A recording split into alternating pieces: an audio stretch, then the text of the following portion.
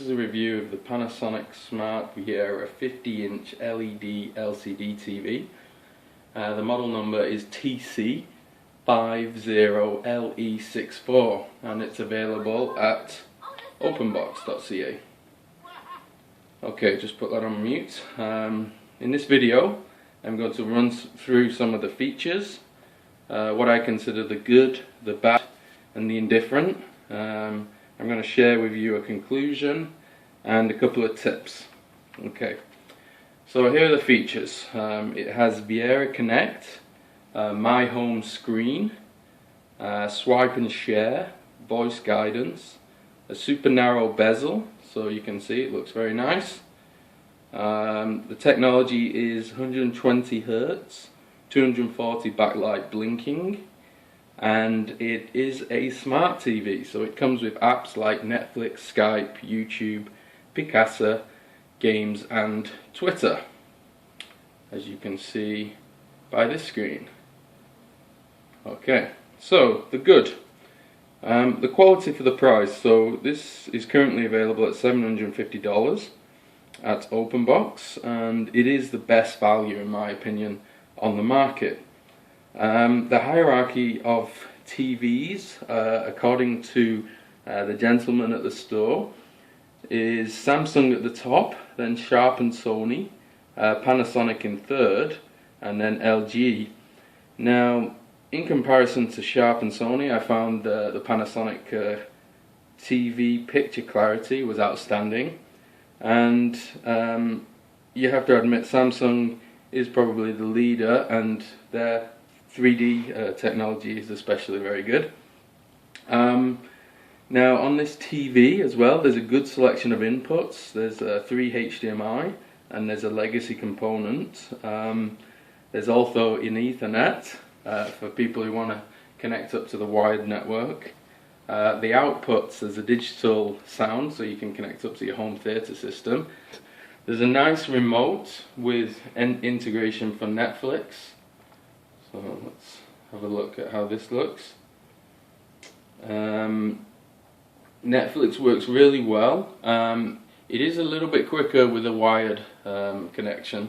Currently I have it on Wi-Fi, so it takes a little bit of time to load. You can see what we've recently been watching.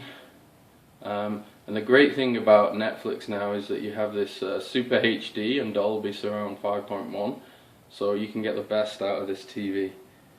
Return. Yes, let's exit. Okay. The bad, having to type in text to control apps and settings is a bit of a pain. Now, the menu system is great, and especially for the network, you can choose Wi-Fi, wired. It's very easy to set up, but it can be a pain to type in text when you're working with some of the apps. So for instance, if we load up Picasa, again, some of the apps take a bit more time than others. So log in, you have to go through all this rigmarole of typing, and it's a bit tiresome, to be honest. Okay, let's exit that. Okay, here's my first tip then for you guys.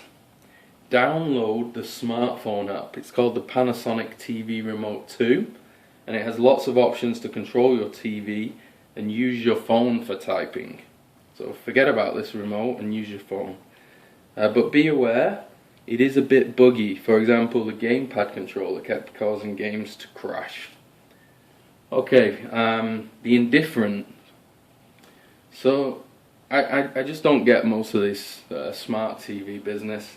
Netflix aside, they are all pretty pointless. Even YouTube is a bit of a pain to use, and others, for example Skype, you need a camera and a mic, so I'm not sure why anyone would rather use it on their TV than on their smartphone or computer.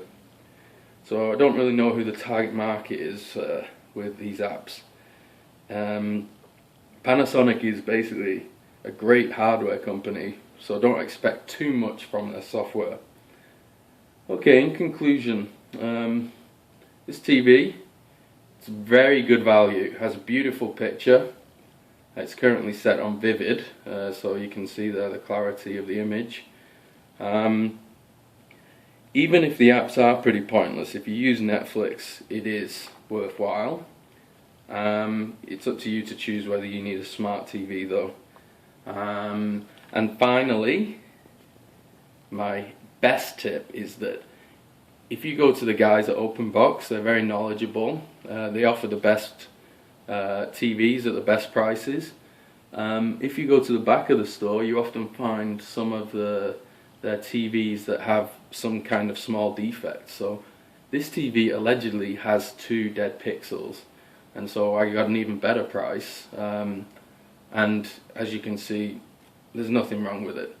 At a distance, you don't see the dead pixels. So that's my final tip, and thanks for listening.